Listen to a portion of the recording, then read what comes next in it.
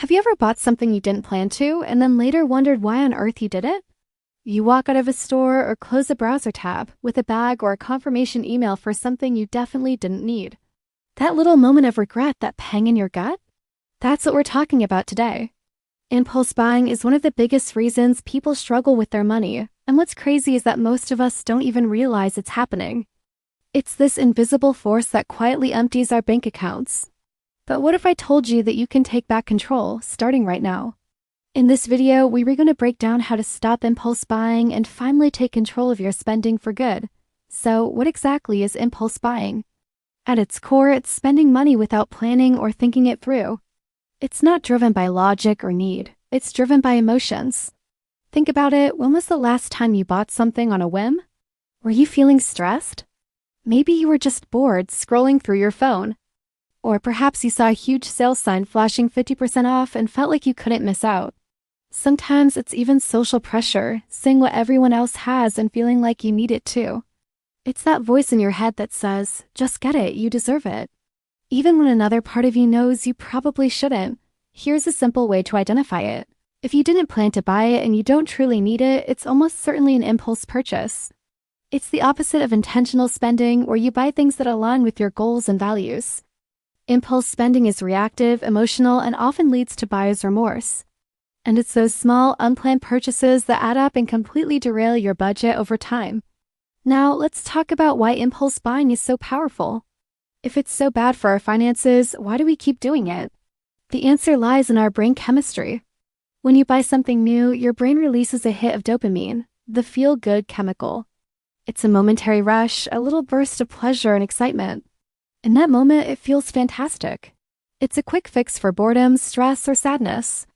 But here's the catch. That feeling is temporary. It fades, sometimes within minutes or hours. And what's left? Often, it's a sense of regret.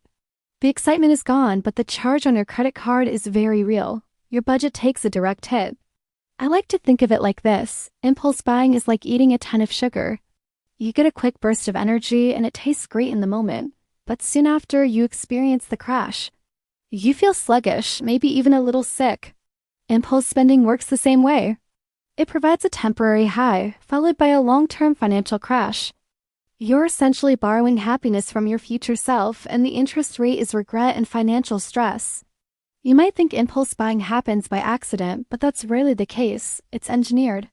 Retailers and marketers are masters of psychology, and they design entire shopping experiences to encourage you to spend without thinking. Let's pull back the curtain on some of the most common traps. Have you ever seen a limited time offer or a countdown timer next to a product? That creates a sense of urgency, making you feel like you have to buy it now or you'll miss out forever. This is called scarcity, and it's a powerful psychological trigger. Flash sales do the same thing. Then there's the magic of one-click checkout. It's so easy, so seamless. You don't even have to pull out your wallet or type in your card number. The easier it is to pay, the less time you have to second-guess your decision. And let's not forget the rise of buy now, pay later services. They make a $100 purchase feel like 4 small payments of $25. It tricks your brain into thinking the item is cheaper than it actually is, removing the immediate pain of the purchase. The key thing to remember is this: convenience is the enemy of your budget. Every bit of friction that is removed from the buying process is one less opportunity for you to pause and think. That friction, taking out your card, entering the numbers, confirming the shipping address, is what protects your money. Okay, so we know what impulse buying is and why it's so tempting. Now for the most important part, how do we actually stop it? It's not about having superhuman willpower. It's about creating practical systems that make it harder to spend on impulse. Here are 5 simple, actionable ways to do just that. First, implement the pause rule. When you feel the urge to buy something you didn't plan for, force yourself to wait. A good rule of thumb is 24 to 48 hours. Put the item in your online cart and walk away, or leave it in the store. If you still want it just as badly after a day or two, then you can reconsider. Most of the time, the urge will have passed. Second, unsubscribe and unfollow. Go through your email and unsubscribe from all those tempting marketing lists from your favorite stores. Unfollow brands and influencers on social media that constantly make you want to shop. Less temptation equals fewer impulses. It's that simple, out of sight, out of mind. Third, use cash or a debit card instead of a credit card. When you physically hand over cash or see the money leave your checking account immediately, the spending feels more real. It creates a psychological pain point that credit cards are designed to remove. Fourth, always shop with a list. Whether you're going to the grocery store or the mall, make a list of exactly what you need to buy and stick to it. If it's not on the list, it doesn't go in the cart. No list is a recipe for emotional spending. And finally, number 5, track your spending. Use a simple app or a notebook to write down every single thing you buy. Just the act of tracking makes you more aware of where your money is going. This awareness alone is often enough to significantly reduce impulse buying because you have to face the reality of your choices. Before you make any unplanned purchase, get into the habit of running it through a quick mental checklist. It's called the needs versus wants check. It's incredibly simple but surprisingly effective. Ask yourself 3 questions. First, is this a need or a want? A need is something essential for survival or functioning, like food, rent, or transportation to work. A want is everything else. Be brutally honest with yourself. Second, will I care about this in a month or a year?